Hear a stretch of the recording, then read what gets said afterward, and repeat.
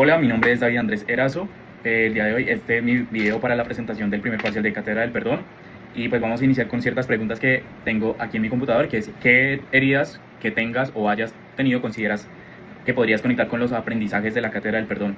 Creo que he pasado por diferentes circunstancias en las cuales el perdón es la base del sentirme mejor a mí mismo, o sea, del poder avanzar y no estancarme en esos problemas.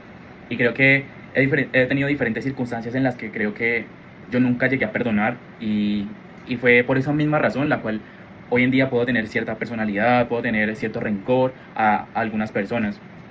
La segunda pregunta dice como ¿en qué momento de tu vida viviste algunas de estas situaciones?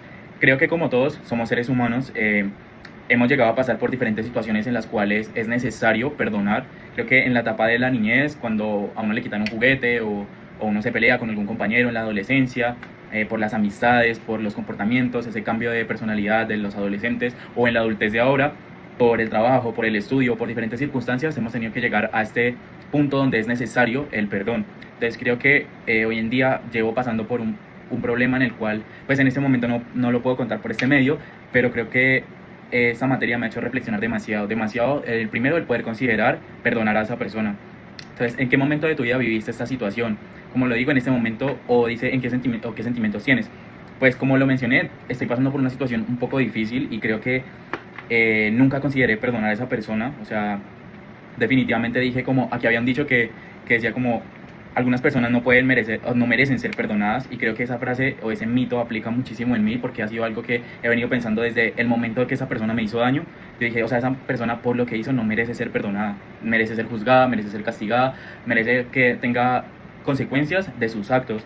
Entonces, como en qué sentimientos tuve, la verdad, soy una persona demasiado alegre, soy una persona demasiado divertida. Mis amigos que me conocían antes saben que soy una persona súper parchada, que le gusta salir, que le gusta compartir con mi familia, siempre he sido así. Y creo que desde que pasó esa circunstancia he venido cambiando un poco mi personalidad, porque la verdad no sé cómo se sienta esa persona, pero desde mi punto de vista yo me siento un poco bajoneado. Entonces como que esa percepción de mis sentimientos que hoy tengo sobre mí también la han notado las personas de mi entorno. Entonces como que me dicen, ay Andrés, ¿qué te pasa? No te veo así, tú no eras así, tú eras siempre el que apoyaba los planes, el que siempre le gustaba salir, disfrutar y compartir con las personas, te veo hoy triste.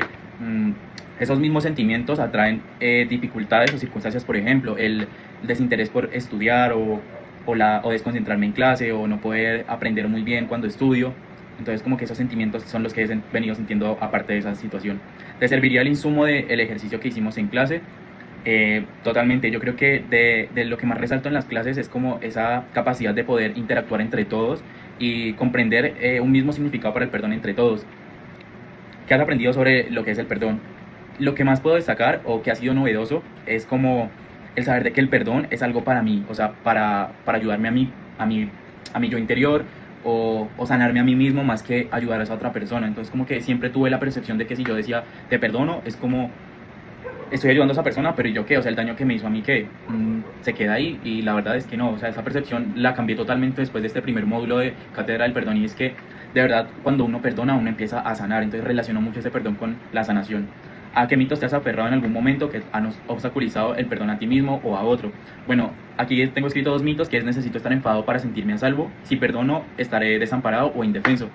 Entonces como que el hablar de perdón hacia otra persona es como, lo interpretaba como una humillación, ¿sí me entiendes? Entonces era como, yo no me pienso humillar ante esa persona porque obviamente voy a quedar en ridículo, porque esa persona hizo lo que hizo, así sea por intención o sin ningún tipo de intención, pero quedó ganando. O sea, yo lo veía como una competencia. Había otro mito que decían que no puedo perdonar hasta que la otra persona haya confesado o lo lamente de verdad y que diga que no lo va a volver a hacer.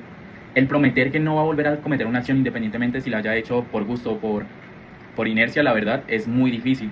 Y creo que, como lo mencioné antes, llegué a ser una persona muy egocéntrica, en el sentido de que si esa persona no se, en pocas palabras, ponía de cuclillas ante mí, yo no podía como permitirme darle ese perdón o esa palabra que está mal considerada por ciertas personas. O sea, tienen un significado cada una persona diferente, pero hoy en día creo que puedo asumir la responsabilidad de perdonar a cualquier persona que me haga daño. Y por último, como conecta los aprendizajes con los autores de la unidad, pues creo que estos autores nos han dado las diferentes herramientas específicas. Estos autores en los cuales hemos venido leyendo como tal en la asignatura, como por ejemplo Mackenzie, que nos habla de una idea principal de que el perdón es una energía, una decisión y un sentimiento que nos define fácilmente, pero, o sea, no se define como tal fácilmente, pero como que nos ayuda a reconocer cuál es ese efecto positivo en nosotros mismos y en cómo nosotros podemos adquirir beneficios aparte del perdón, o sea, a partir de ese perdón.